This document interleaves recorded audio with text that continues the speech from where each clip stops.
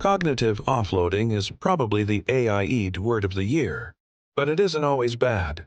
In fact, cognitive offloading is the same process that powers scaffolding. Lowering the cognitive load that learners expend on redundant material, i.e., knowledge or skills that is not the current learning focus, is the way we help students tackle more complex learning. That's why we allow calculators and dictionaries at higher levels, because we are less interested in these basic skills at that particular point in time, and want to free up students' cognition for more complex learning. What decides when support is a scaffold or a crutch?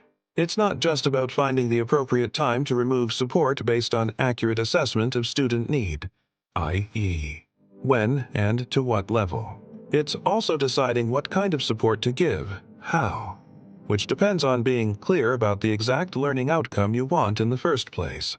What? We should also recognize that the support we give to learners is not always cognitive, but also can be regulatory, affective, motivational, and metacognitive. Van de Poel et al. 2010 identified 5 intentions in teacher scaffolding that included direction maintenance, recruitment, and frustration control, i.e., not only cognitive structuring.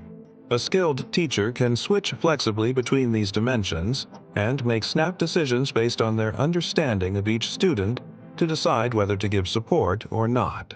For example, a teacher might decide not to intervene for a student going through momentary frustration, trusting that he can get over it, and in so doing, develop self-regulation.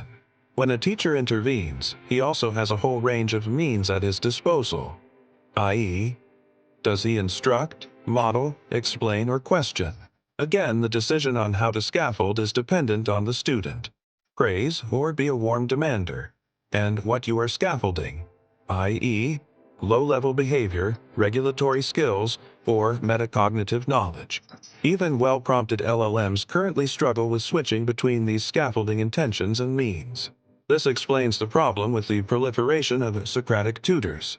While questioning is a useful strategy for learning deep knowledge in less defined topics, it is suboptimal when you are trying to scaffold procedural skills, instruction, modeling, or complex but structured concepts.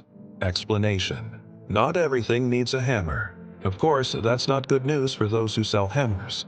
Until we can build better tutoring agents using multi-agent orchestration, handling dimensionality, and fine-tuning, handling complexity, the best way teachers can use AI tutors would be to prompt it to ensure fit between what it is used for, i.e., a tightly defined learning outcome, why, scaffolding intention, and how, scaffolding means. They then need to remain in the loop to support students in all other areas of scaffolding need. This reduces the risk of unintended cognitive offloading, since we aren't requiring the AI tutor to handle every dimension of learning, or even the interdependent complexities within a dimension topic.